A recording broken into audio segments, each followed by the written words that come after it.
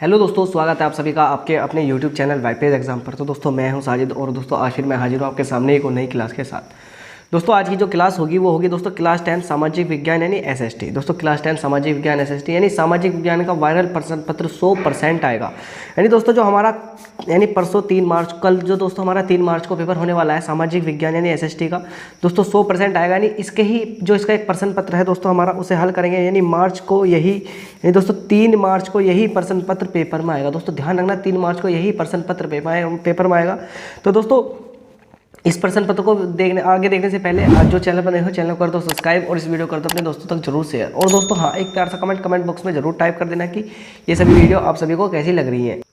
तो दोस्तों ध्यान रखना है नहीं, क्लास 10 होगा सामाजिक विज्ञान जिसे हम एसएसटी बोलते हैं। क्लास 10 सामाजिक विज्ञान जिसे एसएसटी बोलते हैं। सामाजिक विज्ञान का वायरल प्रश्न पत्र 100% आएगा। नहीं दोस्तों ध्यान रखना, सामाजिक विज्ञान का वायरल प्रश्न पत्र 100% आएगा।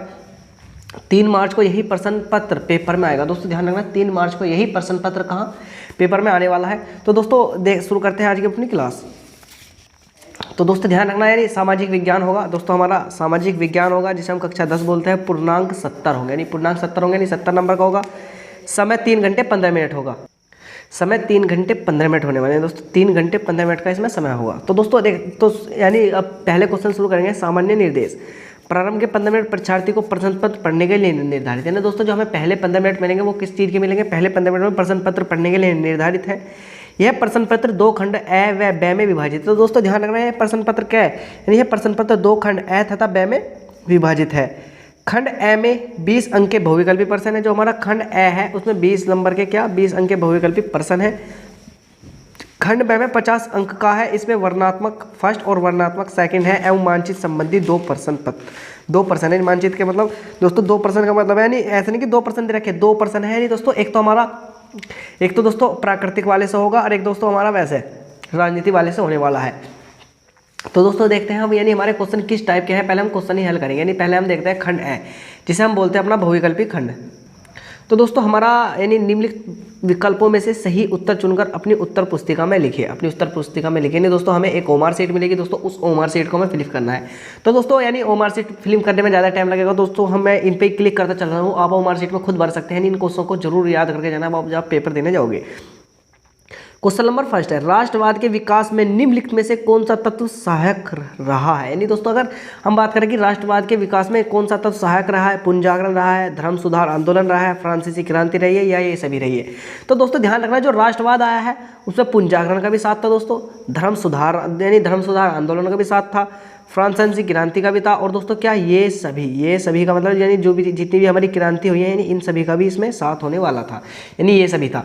अब दोस्तों यानी हमें इसमें क्या होगा, यानी ये सभी उत्तर हो जाएंगे क्योंकि राष्ट्रवाद भी है, फ्रांसीसी क्रांति, धर्म सुधार भी है। तो हमारा कौन सा हो जाएगा? यानी राष्ट्रवाद में हमारा डी ऑप्शन हमारा सही हो जाएगा। अब कह रहा है कि सविनय अवज्ञा आंदोलन में महात्मा गांधी ने नमक को अत्यधिक महत्व क्यों दिया? यानी सविनय अवज्ञा आंदोलन में महात्मा गांधी ने नमक को अत्यधिक महत्व क्यों दिया? तो नमक का उपयोग अमीर गरीब सभी करते थे, यह भोजन का अभिन्न हिस्सा था। तो दोस्तों यानी नंबर 1 कह रहा है कि नमक का उपयोग अमीर गरीब सभी करते थे। नंबर 2 यह भोजन का अभिन्न हिस्सा था, यानी नमक तैयार करने में सरकार का एकाधिकार था या उपयुक्त सभी। तो दोस्तों ध्यान रखना जो नमक का प्रयोग अमीर गरीब सभी करते हैं, ठीक है, हाँ नमक का जो प्रयोग है सभी अमीर गरीब भी करते हैं। यह भोजन का अभिन्न हिस्सा था। यानी दोस्तों जो ये होता है हमारा नमक जो होता है यानी अभिन्न हिस्सा का मतलब दोस्तों इसके बिना नहीं भोजन में स्वाद नहीं आता। नहीं भोजन का भी अभिन्न हिस्सा है दोस्तों। नमक तैयार करने पर सरकार का एकाधिकार था। अगर कोई नमक तैयार कर रहा था तो सरकार से एकाधिकार प्राप्त था। तो दोस्तों ध्यान रखना हाँ, यानी जो गांधी ने यानी सविनय आंदोलन में नमक को इसीलिए चुना क्योंकि जो नमक था इस पर सभी का यानी उपयोग सभी के आधार थे।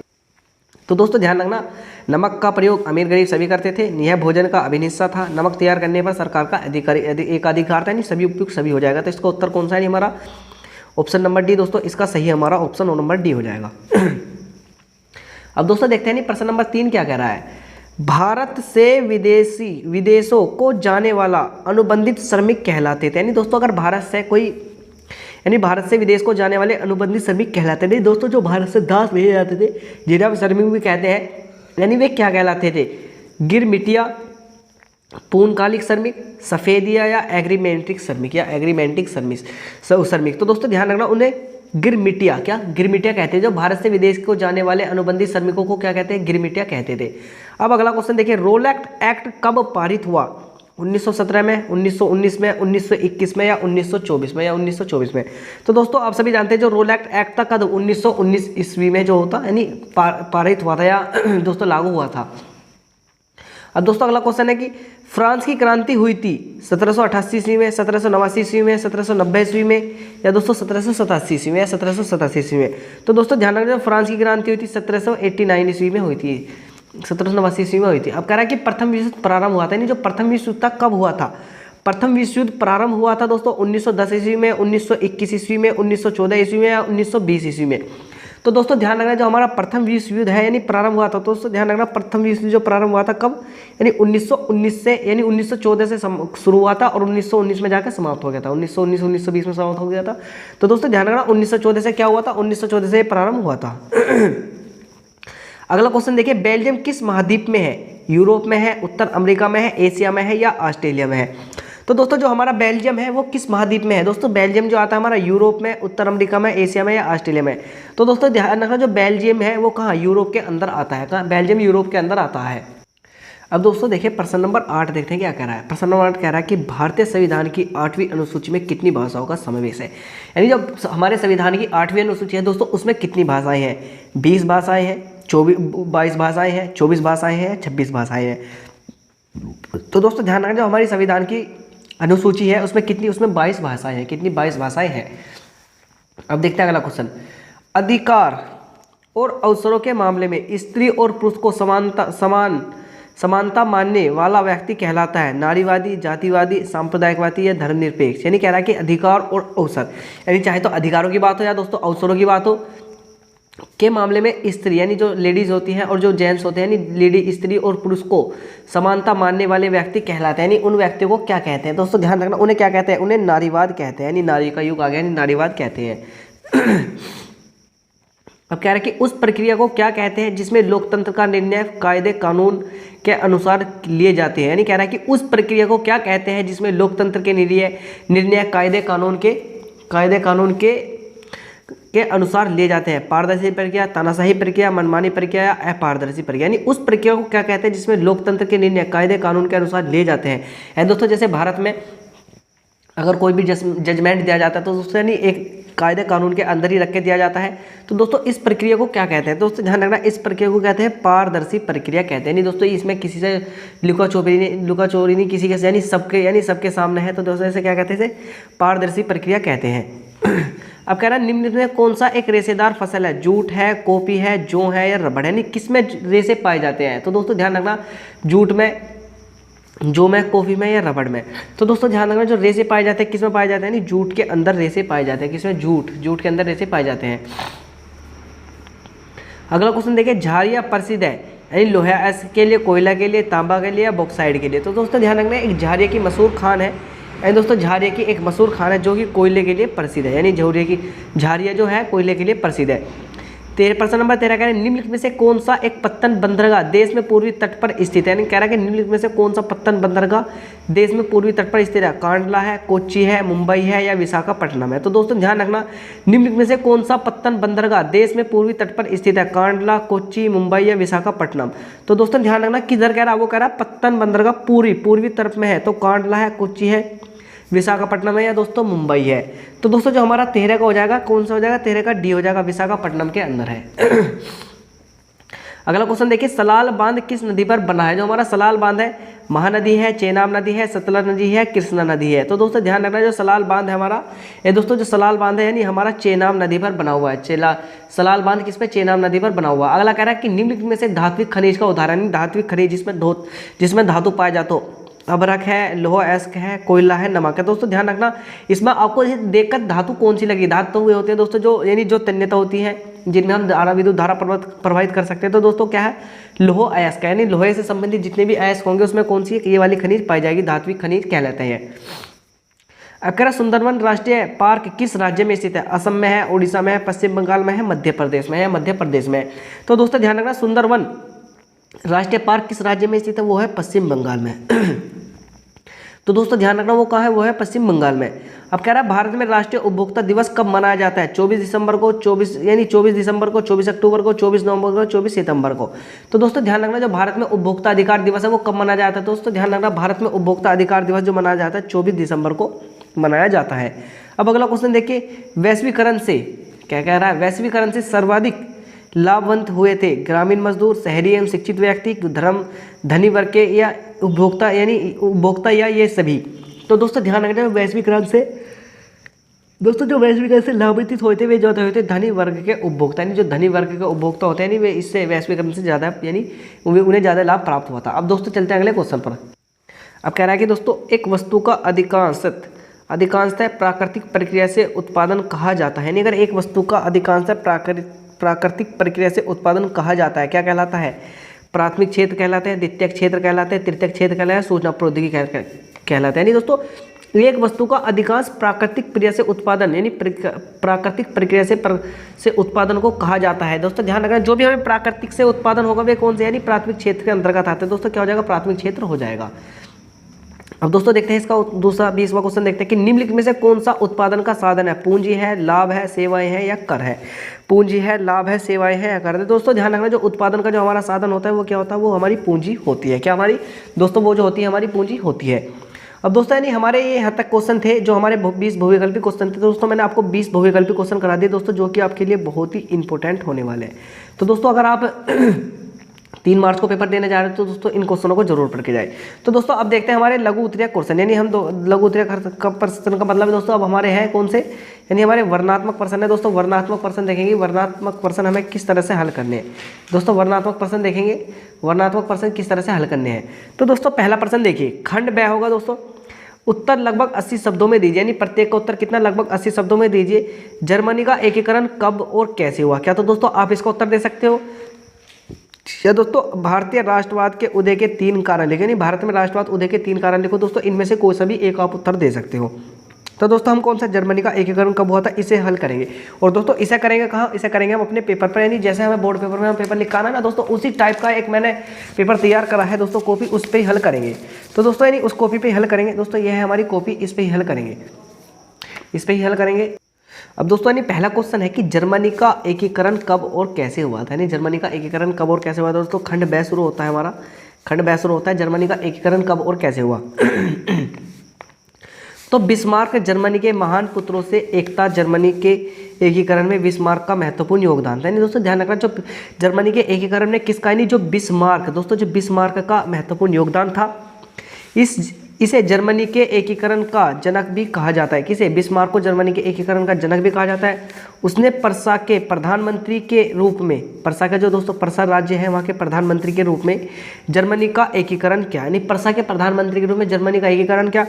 बिस्मार्क ने रक्त और लोहे की नीति अपनाकर, यानी बिस्मार्क ने रक्त और लोहे की नीति अपनाकर सर्वप्रथम स्लोवाकिया तथा होलस्टोन के प्रशासन के नियंत्रण स्थापित, यानी जो हमारा स्लोवाकिया और दोस्तों हमारा हेलस्टोन था उसमें अपना नीति स्थापित, सर्वप्रथम की प्रशासन के नियंत्रक स्थापित किया। फिर ऑस्ट्रिया को सेडवोका के युद्ध सन 1866 से पराजित करके उसने जर्मन राज्य को उसके प्रभाव से मुक्त कर लिया। और तत्पश्चात बिस्मार्क ने, और तत्पश्चात यानी इसके पश्चात बिस्मार्क ने सीडान के युद्ध से फ्रांस के सम्राट नेपोलियन तृतीय को पराजित करके जर्मनी का एकीकरण पूर्ण कर दिया। 18 जनवरी 1871 को पर्सा सम्राट विलियम प्रथम महान को जर्मन साम्राज्य का प्रधानमंत्री बना। सन 1890 में जर्मन सम्राट कैसर विलियम द्वितीय से मतभेद हो जाने के कारण बिस्मार्क ने त्यागपत्र दे दिया और जुलाई 1898 को 83 वर्ष की आयु में बिस्मार्क की मृत्यु हो गई। तो दोस्तों ध्यान रखना जर्मनी का एकीकरण में बिस्मार्क का महत्वपूर्ण योगदान था, अब दोस्तों यानी ये तो हमारे वैसे क्वेश्चन थे। अब देखते हैं हमारा जो अब दूसरा क्वेश्चन है, यानी एक क्वेश्चन तो हो गया, अब दूसरा क्वेश्चन देखते हैं। अब दोस्तों यानी अथवा में है जब भारतीय राष्ट्रवाद के उदय के 3 कारण, यानी दोस्तों हमने ऊपर लगा रहे जर्मनी में, तो दोस्तों इसे हम छोड़ देंगे अब देखेंगे दूसरा। भाषाई आधार पर राज्यों का निर्माण कैसे किया गया, क्या तो आप इसे कर सकते हैं। अथवा राजनीति में जाति किस प्रकार अनेक रूप ले सकते हैं, राजनीति में जाति अर्थात किस प्रकार अनेक रूप ले सकती है, इसे कर सकते हैं। दोस्तों भाषाई आधार पर राज्य का निर्माण कैसे किया जाता है, यानी भाषा के आधार पर राज्य का निर्माण कैसे किया जाता है, तो दोस्तों उसे लेंगे। या राजनीति में जाति किस प्रकार अनेक रूप ले सकते हैं, दोस्तों इनमें से कोई सा भी एक करेंगे। तो दोस्तों अब चलते हैं क्वेश्चन पेपर की तरफ। तो दोस्तों ध्यान रखना, राजनीति में जाति किस प्रकार अनेक रूप ले सकती है। राजनीति में जाति के महत्वपूर्ण होने के साथ साथ जाति के अंदर की राजनीति भी अत्यधिक है। यानी क्या कह रहा है दोस्तों, कह रहा है कि राजनीति में जाति के महत्वपूर्ण होने के साथ साथ यानी अगर राजनीति में जाति के महत्वपूर्ण होने के साथ साथ जाति के अंदर की राजनीति भी अत्यधिक है। राजनीति जातियों को लक्ष्य बनाकर जाति व्यवस्था और जाति पहचान को प्रभावित करती है। यानी कौन करती है, यानी राजनीति जो होती है ना, राजनीति जातियों को लक्ष्य बनाकर जाति व्यवस्था और गौरव और जाति पहचान को प्रभावित करती है। प्रत्येक जाति स्वयं को श्रेष्ठ बनाना चाहती है। यही कारण है कि हीन समझी जाने वाली जाति अपने समूह की अन्य जातियों की थी अपने साथ लाने का प्रयास करती है, अपने साथ लाने का प्रयास करती है। कोई जाति सत्ता पर नियंत्रण नहीं कर सकती, इसलिए वह मोल तोल के द्वारा अन्य समुदाय को के साथ लेने के जोड़ तोड़ में संलग्न रहती है। अब राजनीति में जाति के अंदर अंगड़ा व पिछड़ा जैसे रूप थी विकसित हो गई हैं। ये सभी दल कभी जाति भी और कभी समुदाय के नाम पर भी अपना हित साधते हैं। दोस्तों हम इसे जाति जो है, दोस्तों जाति में एक बार और पढ़ लेंगे कि राजनीति में जाति के महत्वपूर्ण होने के साथ जाति के अंदर की राजनीति भी अत्यधिक है। राजनीति जातियों को लक्ष्य बनाकर जाति व्यवस्था और जाति पहचान को प्रभावित करती है। प्रत्येक जाति स्वयं को श्रेष्ठ बनाना चाहती है। यही कारण है कि हीन समझी जाने वाली जाति अपने समूह की अन्य जातियों को अपने साथ लाने का प्रयास करती है। यानी जितनी जाति हीन समझी जाएगी वह अपनी समूह की जातियों को अपने साथ लाने का प्रयास करती है। कोई जाति सत्ता पर नियंत्रण नहीं कर सकती, इसलिए वह मोल तोल के द्वारा अन्य समुदाय के साथ लेने की जोड़ तोड़ में संलग्न रहती है। अब राजनीति में जाति के अंदर अंगड़ा व पिछड़ा जैसे रूप भी विकसित हो गए हैं। सभी दल कभी जाति तो कभी समुदाय के नाम पर अपना हित साधते हैं। यानी दोस्तों हम अपने जाति वाले इसमें इतना सारा लिख सकते हैं। अब दोस्तों देखते हैं हमारा अगला क्वेश्चन क्या है। अब दोस्तों देखेंगे हम, यानी हमने भाषाई आधार पर और यह राजनीति में जाति ये वाला कर लिया और जो भाषाई आधार पर था इसे हमने छोड़ दिया। अब कह रहा है कि पहाड़ी क्षेत्रों में मृदा अपरदन की रोकथाम के लिए कौन कौन से कदम उठाए गए थे या अथवा उठाने चाहिए, या ऊर्जा के परंपरागत स्रोत किसे कहते हैं, उदाहरण सहित बताइए। दोस्तों हमें कोई सा भी कर ले, चाहे तो हम ये वाला कर ले या दोस्तों ये वाला कर ले या हम ये वाला कर ले। तो दोस्तों ध्यान रखना, पहाड़ी क्षेत्रों में मृदा अपरदन की रोकथाम के लिए क्या कदम उठाने चाहिए, या ऊर्जा के परंपरागत स्रोत किसे कहते हैं, उदाहरण सहित लिखिए। ऊर्जा के परंपरागत स्रोत किसे कहते हैं, उदाहरण सहित लिखिए। ये दोस्तों इनमें से कोई भी एक करना है, तो अब देखते हैं हम कौन सा करेंगे। तो दोस्तों पहला क्वेश्चन ये है कि ऊर्जा के परंपरागत स्रोत किसे कहते हैं, उदाहरण सहित बताइए। यानी जो ऊर्जा है उसके परंपरागत स्रोत किसे कहते हैं, इनके उदाहरण सहित यानी बताइए। तो दोस्तों अब इसी को करेंगे। तो दोस्तों चलते हैं इसके लिए अगले पेज पर। अब देखिए दोस्तों, ऊर्जा के परंपरागत स्रोत किसे कहते हैं। तो कह रहा ऊर्जा के परंपरागत स्रोत का आशय उन संसाधनों से है जिनका उपयोग प्राचीन काल से, यानी ऊर्जा के संसाधनों से, यानी ऊर्जा के परंपरागत स्रोत से आशय, यानी ऊर्जा के परंपरागत स्रोत आशय उन साधनों से है, यानी आशय मतलब उन्हें कहते हैं जिनका उपयोग प्राचीन काल से मनुष्य करता आ रहा है तथा जो सीमित तथा संभावित प्राय जल विद्युत को छोड़कर है। उदाहरण कोयला, पेट्रोलियम, विद्युत प्रतीक गैस आदि। दोस्तों एक बार और समझिए, इन कह रहा है कि ऊर्जा के परंपरागत स्रोत किसे कहते हैं। दोस्तों ऊर्जा के परंपरागत स्रोत किसे कहते हैं, तो दोस्तों ऊर्जा के परंपरागत स्रोत ऐसे या से, यदि ऊर्जा के परंपरागत स्रोत से आशय उन संसाधनों से है, यानी उन संसाधनों से है जिनका उपयोग प्राचीन काल से, यानी जिनका उपयोग प्राचीन काल से मनुष्य करता आ रहा है, तथा जो सीमित तथा समाप्त प्राय जल विद्युत को छोड़कर तथा जो सीमित तथा समाप्त प्राय जल विद्युत को छोड़कर, यानी इसमें हमारा कौन सा कोयला हो सकता है, पेट्रोलियम हो सकता है, विद्युत प्राकृतिक गैस आदि हमारी सभी हो सकती है। तो दोस्तों ध्यान रखना, ऊर्जा के परंपरागत स्रोत में हम इतना लिख सकते हैं। अब दोस्तों देखिए अगला क्वेश्चन क्या कह रहा। अगला क्वेश्चन बहुत ध्यान से पढ़ेंगे दोस्तों। अगला क्वेश्चन देखेंगे कि अगला क्वेश्चन हमारा इसने क्या है। वो कह रहा है कि धारणीय के विषय के लिए क्या महत्व है, या भारत में विदेशी निवेश को आकर्षित करने वाले 3 सुझाव दीजिए। तो दोस्तों ध्यान रखना, जो भारत में जो विदेशी कर आए या विदेश से पैसा है उसे आकर्षित करने वाले 3 यानी वो लिखे। तो दोस्तों अब वे देखेंगे कि वे हमारे कौन कौन से होने चाहिए। तो दोस्तों देखिए कह रहा है कि भारत में विदेशी निवेश को आकर्षित करने के लिए कोई 3 उपाय सुझाइए। नंबर 1 दोस्तों, विदेशी निवेश को आकर्षित करने वाले 3 उपाय अग्रलिखित है। अग्रलिखित यानी बहुत सारे हैं। नंबर 1, विदेशी निवेश को संरक्षण देना चाहिए, यानी विदेशी निवेश है दोस्तों उसे बचाकर या उसे संरक्षण देना चाहिए। नंबर 2, साख की सुविधाओं में शिथिलता देनी चाहिए, जो साख होती है उनकी सुविधाओं में क्या शिथिलता देनी चाहिए। उद्योग स्थापना के अवरोधों को हटाना चाहिए, यानी जो उद्योग स्थापित है उद्योग स्थापना के अवरोधों को हटाना चाहिए। तो दोस्तों ध्यान रखना, हमें इतने सारों को ध्यान रखना कि भारत में विदेशी निवेश को आकर्षित करने के लिए कौन से 3 उपाय दिए हैं। भारत में विदेशी आय को कैसे ला सकते हैं, उसके लिए हम 3 उपाय लिख सकते हैं। नंबर 1, विदेशी निवेशों को आकर्षित करने वाले 3 उपाय अगर लिखते हैं। नंबर 1, विदेशी निवेशों को संरक्षण देना, जो विदेशी निवेश आ रहा दोस्तों उन्हें एक तरह से पूरी सिक्योरिटी देना। दोस्तों ये कर सकते हैं। दूसरा कह रहे हैं साख की सुविधा में शिथिलता लाना, ये दोस्तों जो साख होती है उसकी उसमें यानी साख की सुविधाओं में शिथिलता लाना दोस्तों। या उद्योग स्थापना के अवरोधों को हटाने, जो उद्योग में जो स्थापना के अवरोध है, यानी ये उद्योग स्थापित करने के लिए हमें उससे मान्यता प्राप्त करने की पड़ेगी, उससे लाइसेंस बनाना पड़ेगा। यानी दोस्तों उद्योगों की जो अवरोध है उनको हटाना है, उससे हम विदेश में दोस्तों अगर हमने उद्योग के अवरोध को हटा दे तो जो विदेश से आने वाला है व्यापारी है दोस्तों भी हमारे देश में आकर व्यापार कर सकते हैं। तो दोस्तों उससे हमें इनकम होगी। तो दोस्तों अब चलते हैं अगले क्वेश्चन की तरफ। अब देखते हैं कि अगला क्वेश्चन क्या कह रहा है। अब दोस्तों देखेंगे वर्णात्मक प्रश्न सेकंड, यानी दोस्तों वैसे वर्णात्मक प्रश्न फर्स्ट चल लेते हैं, अब देखेंगे वर्णात्मक प्रश्न सेकंड देखेंगे। उत्तर लगभग 150 शब्दों में दीजिए। दोस्तों जो भी हमें यहाँ उत्तर मिलेंगे वर्णात्मक सेकंड के दोस्तों इनके उत्तर हमें कितने यानी 150 शब्दों में देने हैं। अब दोस्तों देखते हैं कि कौन कौन से हो सकते हैं।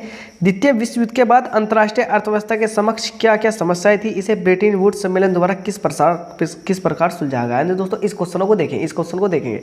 अब दोस्तों अगर हम इस क्वेश्चन को भी हल नहीं करना चाहते दोस्तों हमारे पास एक क्वेश्चन हो रहा है, इससे रिलेटेड आप इसे अथवा में करके लिख सकते हैं। अथवा दोस्तों इस यहाँ आपको दिख रहा होगा कि यहाँ अथवा दे रखा, अथवा सारगर्भिता लेख लिखिए।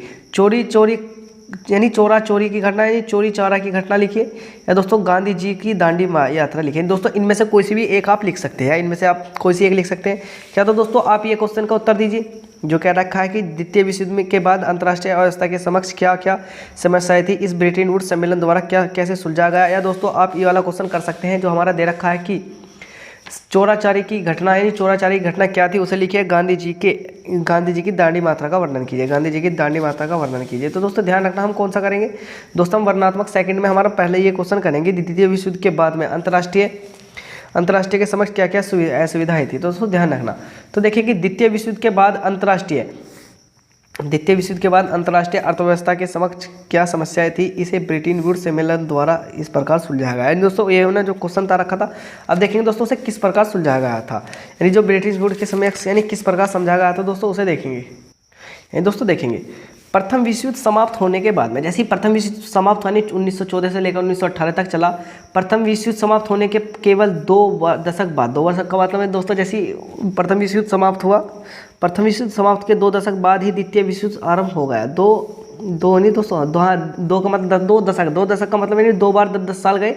जैसे 1918 में समाप्त हुआ तो दोस्तों 1938 में, दोस्तों 1918 में समाप्त हुआ तो दोस्तों 1918 का एक दशक कितना होगा 1928, और दोस्तों इसका दूसरा दशक कितना होगा 1938। दोस्तों 1938 यानी 2 दशक बाद ही द्वितीय विश्व युद्ध प्रारंभ हो गया।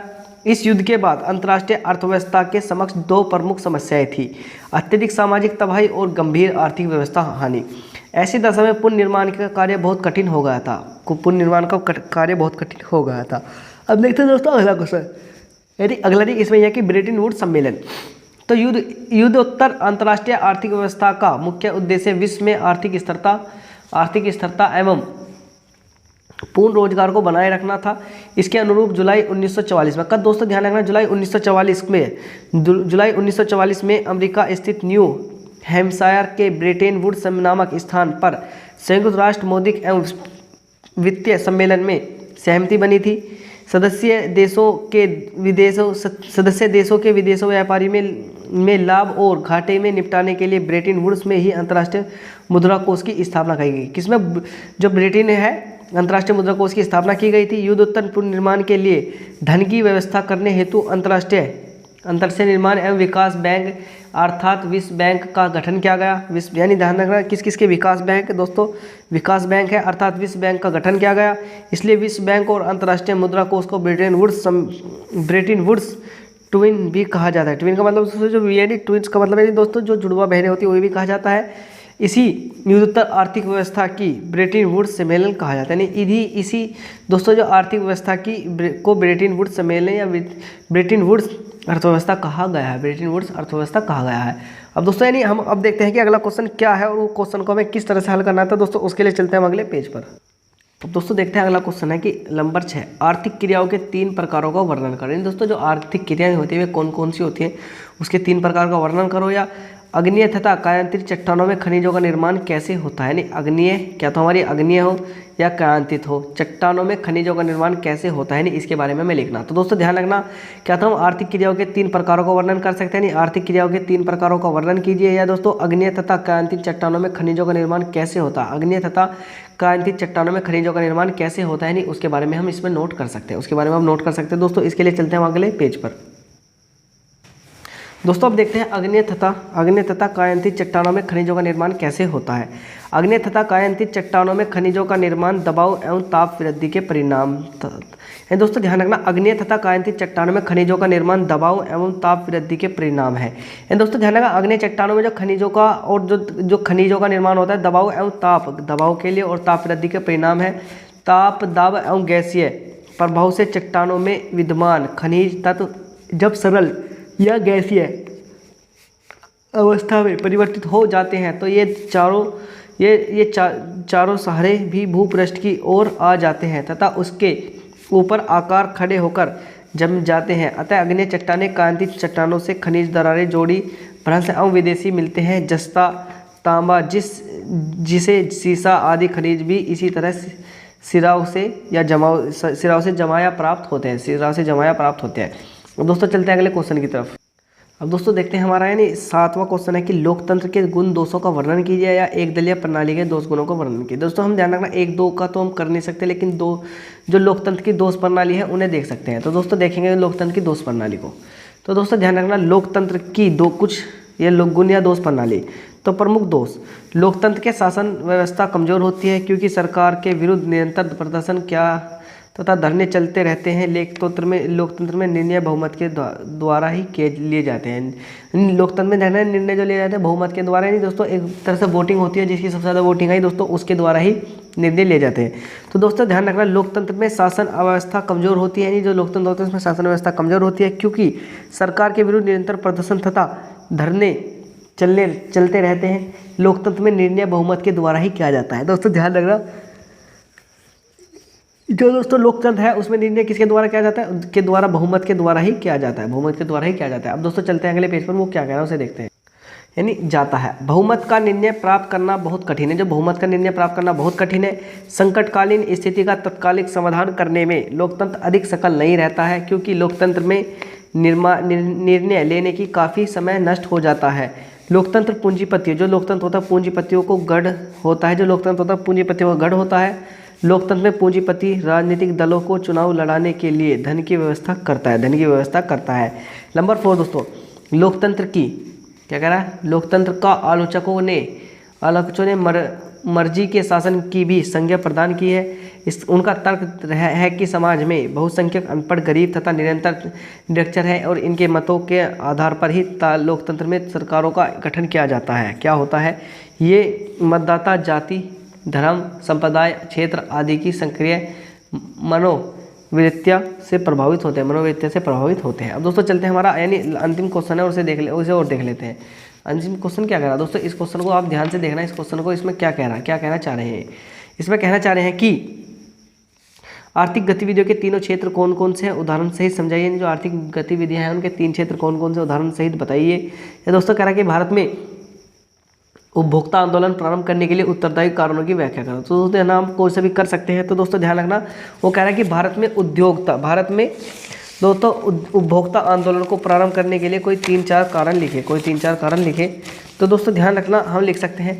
तो नंबर 1, आर्थिक गतिविधियों में कौन कौन से कारण हैं, उदाहरण सहित लिखिए। आर्थिक गतिविधियों के 3 क्षेत्र कौन कौन से हैं, उदाहरण सहित लिखो। नंबर 1, आर्थिक गतिविधियों के 3 क्षेत्रों में निम्नलिखित हैं। नंबर 1, आर्थिक गतिविधियों के 3 क्षेत्र निम्नलिखित हैं। प्राथमिक क्षेत्र में हमें प्राकृतिक संसाधनों के प्रत्यक्ष उपयोग पर आधारित गतिविधियों का उच्च अध्ययन करते हैं। अयस्क प्राकृतिक उत्पाद और इनसे संबंधित जातियों का अध्ययन से प्राथमिक क्षेत्रों में किया जाता है और इसे हम प्राथमिक क्षेत्र भी कहते हैं, क्योंकि है उन सभी उत्पादों के लिए दोस्तों ध्यान रखना प्राथमिक क्षेत्र है। प्राथमिक क्षेत्र क्या होता है दोस्तों, जो भी चीज़ हमें प्रकृति से प्राप्त हो रही है कौन सा, वो प्राथमिक क्षेत्र है दोस्तों। प्राकृतिक गतिविधियों के अनुसार इन जब हम प्राकृतिक संसाधनों के प्रत्यक्ष उपयोग करके आधारित गतिविधियों को अध्ययन करते हैं तो उदाहरण के लिए कपास, डेयरी उद्योग में और दूध और खनिज और अयस्क की प्राकृतिक उत्पाद है और इनसे संबंधित गतिविधियों का अध्ययन प्राथमिक क्षेत्रों में भी किया जाता है। इससे हम प्राथमिक क्षेत्र कहते हैं और क्योंकि यहाँ उन सभी उत्पादों की आवश्यकता भी नहीं है, उन सभी उत्पादों की आवश्यकता नहीं है। यानी दोस्तों अब चलते हैं इसके अगले पेज पर कि अगले पेज पर क्या है दोस्तों। भी क्वेश्चन और बचा हुआ है। का आधार है जिन्हें हम क्रम से निर्मित करते हैं।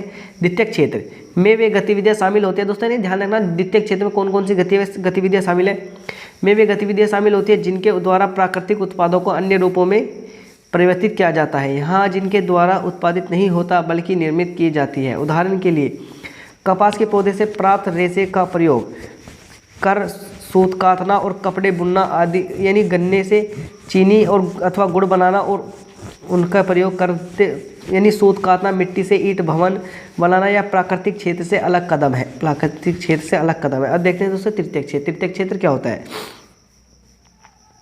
उपयुक्त दोनों ही क्षेत्रकों से एवं द्वितीयक क्षेत्रकों की विकास में मदद करता है।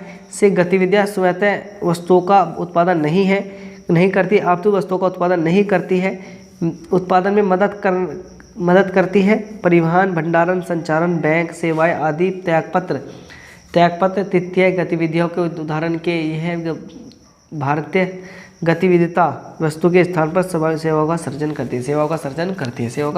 दोस्तों यानी यह हमारे क्वेश्चन थे जो आई होप कि आपने भी देखे होंगे दोस्तों। ये क्वेश्चन दोस्तों आपने भी देखे होंगे, यानी मैंने आपको दिखा दिया। तो दोस्तों ध्यान रखना है जो हमारा आर्थिक गतिविधियों के 3 क्षेत्रों को कैसे उदाहरण सहित समझाइए, ये हो गया हमारा भारत में उपभोक्ता आंदोलन प्रारंभ करने के लिए उत्तरदायी कारणों को देखेंगे। दोस्तों जो हमारे क्वेश्चन थे वो सारे हमारे क्वेश्चन कंप्लीट हो गए हैं। अब देखते हैं दोस्तों हमारा मानचित्र संबंधित कार्य।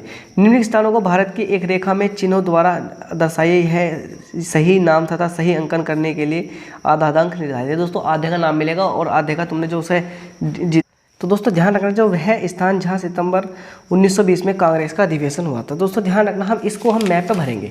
तो दोस्तों हमारा आधे नंबर का तो मैप भरने का है और दोस्तों आधे नंबर का है हमारा उस पर लिखने का। तो दोस्तों ध्यान रखना जो 1920 में दोस्तों 1920 में कांग्रेस का जो अधिवेशन हुआ था दोस्तों नागपुर महाराष्ट्र में हुआ था। दोस्तों नागपुर महाराष्ट्र में हुआ था। और दोस्तों नागपुर महाराष्ट्र कहाँ है दोस्तों, नागपुर महाराष्ट्र के अंदर हुआ था। और दोस्तों ये नागपुर महाराष्ट्र जो हमारा यानी महाराष्ट्र ये रहा दोस्तों, यह यानी इसमें लगाकर नागपुर। दोस्तों आपको ऐसे लिखाना नागपुर में हुआ था। अब दोस्तों अगला क्वेश्चन देखिए, वह स्थान जहाँ जलियांवाला बाग हत्याकांड हुआ था। दोस्तों जलियांवाला बाग हत्याकांड कहाँ हुआ था, दोस्तों ध्यान रखना जलियांवाला बाग हत्याकांड 1919 में यानी पंजाब के अमृतसर में हुआ था। कहाँ दोस्तों, पंजाब के कहाँ हुआ था दोस्तों, पंजाब के अमृतसर में, अमृतसर शहर में हुआ था। दोस्तों पंजाब कहाँ है हमारा दोस्तों हमारा ये तो हरियाणा, ये दोस्तों ये तो उत्तर प्रदेश हो गया। उत्तर प्रदेश से ऊपर कौन सा दोस्तों ये तो हमारा उत्तर प्रदेश हो गया दोस्तों। यानी आपने ये देखा, यानी दोस्तों ध्यान रखना कहाँ हुआ था, ये नागपुर महाराष्ट्र में। दोस्तों नागपुर महाराष्ट्र हमने भर लिया। इस तरह से आपको एक मैप मिलेगा दोस्तों, आपको भरना है। अब दूसरा देखेंगे कि दोस्तों ये तो दोस्तों हमारा उत्तर प्रदेश हो गया। दोस्तों मैं यहाँ लिख दूँ ये तो उत्तर प्रदेश हो गया। उत्तर प्रदेश के बाद में दोस्तों उत्तर प्रदेश के बाद में ये कौन सा राज्य है, ये दोस्तों हरियाणा हो गया। दोस्तों ये हरियाणा हो गया। और हरियाणा के बाद में दोस्तों ये कौन सा हुआ दोस्तों, ये हो गया हमारा पंजाब। कौन सा, पंजाब हो गया। अब कह रहा है कि वह स्थान जहाँ जलियांवाला बाग हत्याकांड हुआ था। दोस्तों ध्यान रखना पंजाब में के अमृत शहर में हुआ था। तो दोस्तों यहाँ हम इसे करके यहाँ इस पर दोस्तों इतना वह बड़ा मिलेगा तो यहाँ छोटा सा यहाँ अमृतसर लिख दूँ दोस्तों मैं। दोस्तों यानी अमृतसर है यहीं, लेकिन बस मैंने यहाँ लिखा है अमृतसर क्योंकि वहाँ मैप बड़ा मिलेगा, मैप छोटा है।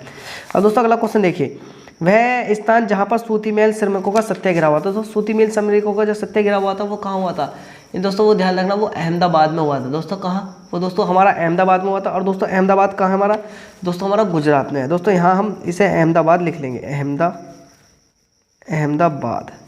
अहमदाबाद हम लिख सकते हैं। अब अगला क्वेश्चन देखिए, वह स्थान जहाँ पर 1927 का कांग्रेस का अधिवेशन हुआ था, कांग्रेस का अधिवेशन हुआ था दोस्तों। ध्यान जो कांग्रेस का 1927 का जो कांग्रेस का अधिवेशन हुआ था दोस्तों, वो कहाँ हुआ था दोस्तों? वो लाहौर, यानी लाहौर जो वर्तमान में पाकिस्तान में है, लाहौर के अंदर हुआ था दोस्तों, लाहौर के अंदर होने हुआ था। अब दोस्तों अगला क्वेश्चन देखिए, अगला क्वेश्चन क्या कह रहा, अगला क्वेश्चन देखिए, यानी दिए गए मानचित्र का निम्नलिखित को चित्र दर्शाइए, उत्तर प्रदेश की राजधानी यानी इस वाले चिन्ह द्वारा दर्शाइए। तो दोस्तों ध्यान रखना उत्तर प्रदेश की राजधानी कहाँ है दोस्तों, ध्यान रखना उत्तर प्रदेश की उसने राजधानी पूछी, तो दोस्तों ध्यान रखना उत्तर प्रदेश की राजधानी इस जगह है दोस्तों, हमें इस चेक करना है। और जैसे उसने बोला है नहीं, इस वाले चित्र से दर्शाइए दोस्तों, हमें उत्तर प्रदेश की ऐसी राजधानी दर्शा के लखनऊ, क्या हम लखनऊ यहाँ लिख देंगे, लखनऊ यहाँ लिख देंगे। अब अगला क्वेश्चन देखिए क्या कह रहा है, किसी परमाणु ऊर्जा केंद्र का नाम द्वारा चिन्हित किए दोस्तों, ने किसी भी ऊर्जा परमाणु केंद्र का नाम दिखाइए। तो दोस्तों ध्यान रखना हमारे में यही एक उत्तर प्रदेश के अंदर है दोस्तों, उत्तर प्रदेश के अंदर है तारापुर। कौन सा? तारापुर का, हम तारापुर का नाम लिख सकते हैं, तारापुर का नाम लिख सकते हैं दोस्तों। अगला क्या देखिए, इंदिरा गांधी अंतर्राष्ट्रीय हवाई पत्तन चिन्ह द्वारा अंकित कीजिए। दोस्तों इंदिरा गांधी अंतर्राष्ट्रीय हवाई पत्तन कहाँ है, यानी उसे चिन्ह द्वारा प्रदर्शित कीजिए। तो दोस्तों ध्यान रखना इंदिरा गांधी हवाई पत्तन जो है हमारा, वो कहाँ है दोस्तों, वो किस जगह है दोस्तों? वो हमारा यानी उत्तर प्रदेश यानी और हरियाणा की सीमा पर, उत्तर प्रदेश और हरियाणा की सीमा पर, यानी जो दिल्ली के अंदर, यानी दिल्ली के अंदर है। तो दोस्तों यहाँ दिल्ली लिख लो, मैं दिल्ली यहाँ लिख दूँ, क्योंकि वहाँ जो होना है दिल्ली में है। कहाँ? दिल्ली में है। अब अगला देखिए, गुजरात की राजधानी चिन्ह द्वारा दर्शाइए। दोस्तों ध्यान रखना गुजरात की राजधानी क्या है दोस्तों, गुजरात की राजधानी गांधीनगर है। और दोस्तों गुजरात की राजधानी हमें चित्र बनाना है दोस्तों, जिस तरह से हमने कहा यहाँ कहा ना कि किसी परमाणु ऊर्जा केंद्र का नाम लिखो। दोस्तों ध्यान रखना परमाणु ऊर्जा केंद्र का नाम तारापुर उत्तर प्रदेश है दोस्तों, यानी इसका चित्र भी हमें इस तरह से सेप बनानी पड़ेगी, नहीं दोस्तों जैसे इसे कहता है। और इसे हमें क्या करना पड़ेगा, सब अंडरलाइन करना पड़ेगा, अंडरलाइन करना पड़ेगा। अब कह रहा है कि गुजरात की राजधानी चिन्ह द्वारा प्रदर्शित कीजिए। दोस्तों गुजरात की राजधानी में क्या है हमारी, गुजरात की राजधानी दोस्तों गांधीनगर है, उसका इस तरह चित्र बना सकते हैं। और क्या होगा, गांधीनगर हमारा होने वाला है, गांधीनगर हमारा होने वाला। अब कह रहा है कि गुजरात की राजधानी होगी दोस्तों गेहूं उत्पादन का प्रमुख क्षेत्र चिन्ह द्वारा दर्शाइए, यानी गेहूं उत्पादन का प्रमुख क्षेत्र चिन्ह द्वारा दर्शाइए। तो दोस्तों ध्यान रखना चिन्ह कौन से हैं दोस्तों, चिन्ह हमारे हैं दोस्तों ये वाले, चिन्ह है हमारे ये वाले। तो दोस्तों ध्यान रखना चिन्ह हमारे कैसे अपनाने, जैसे दोस्तों उत्तर प्रदेश में ही होगा, तो दोस्तों उत्तर प्रदेश में हमें किस तरह से अपनाने चिन्ह दोस्तों, उत्तर प्रदेश ऐसा बना कर दोस्तों इसमें ऐसा कर सकते हैं, ऐसा कर सकते हैं। उत्तर प्रदेश के बाद में दोस्तों हमारा कौन सा है, हमारा राजस्थान में भी अच्छी मात्रा में हो जाता है दोस्तों, राजस्थान में कर सकते हैं दोस्तों। जिस तरह से उसने बोला इसी तरह से करने हैं, यानी इस तरह से हम इसमें गोले वगैरह भरते चले जाएंगे। और उत्तर प्रदेश के बाद में हमारा कहाँ है फिर दोस्तों, उत्तर प्रदेश के बाद में हमारा यानी हम पंजाब में लगा सकते हैं, पंजाब में लगा सकते हैं दोस्तों। कहाँ? पंजाब में दोस्तों, पंजाब में भी ऐसे काम चल जाएगा, पंजाब में भी ऐसा काम चल जाएगा, पंजाब में भी ऐसा काम चल जाएगा। तो दोस्तों यानी आपको ऐसी यानी भर करना है।